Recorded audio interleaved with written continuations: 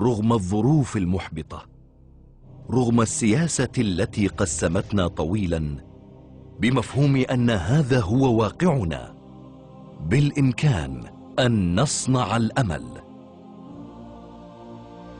بالإمكان أن نكون جسدا واحدا، لنؤمن بما يمكن للكويت أن تكون. عبد الرحمن البصمان. الرؤية للكويت المستقبل، ما في تحدي على الشارع الكويتي ولا حد يزايد على المواطن. واضح. احنا لقد خلقت الدولة للأسف ثقافة مو جديدة علينا. نعم. مرورا بقانون التسويات الصعبة أو هو بأزمة المناخ اللي هو 100 على 83. أو وكأن لسان الدولة تقول كل عقد من الزمان أي شركات أو مغامرين ينفلتون عن إدارة رغابة البنك المركزي ويقومون بخطوات غير مدروسة أو مشاريع غير مدروسة سوف تكافئهم الدولة. واحد، أزمة المناخ. اثنين، للأسف المديونيات الصعبة.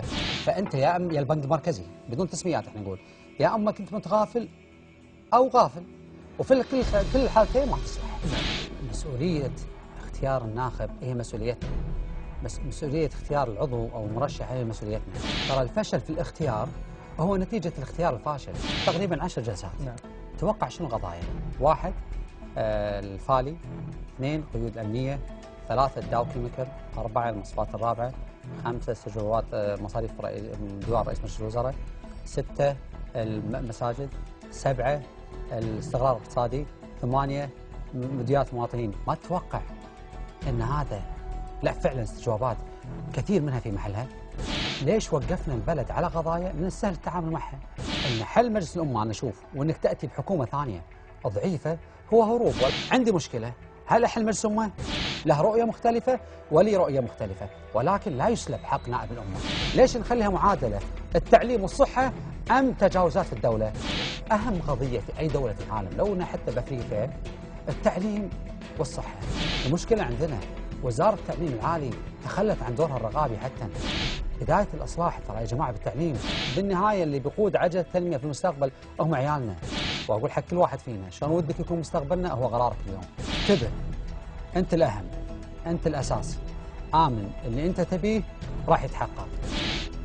رغم الظروف المحبطة، رغم السياسة التي قسمتنا طويلا، بمفهوم أن هذا هو واقعنا، بالإمكان أن نصنع الأمل.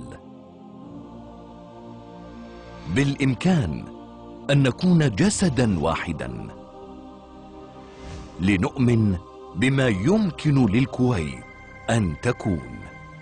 عبد الرحمن البصمان.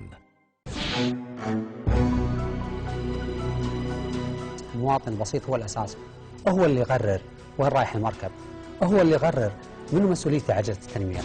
نبي نختار ناس يكونون فعلا على قدر من الكفاءة انهم يبنون او لديهم الرؤيه لبناء كويت المستقبل. انتم خلينا نحاول يكون عندنا وعي من ابناء القبائل، وعي من التيارات المختلفه ان المظله الكبيره اللي نتكلم عنها هي الكويت.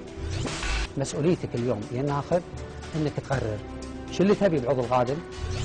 هناك اختلاف او سوء فهم للواقع السياسي. عبد الرحمن البصمان يسعى ان يكون ممثل جيد. عبد الرحمن البصمان يهم الوسيله وليست الغايه عضويه مجلس الامه. يجب ان كل واحد يواجه مسؤوليته، يجب ان كل واحد يختار اللي هو ضميره فرض عليه. ناس عندهم رؤيه للمستقبل، ناس يشوفون رؤيه مستقبل الكويت. اختاروا الافضل، اختاروا الافضل، اختاروا الافضل.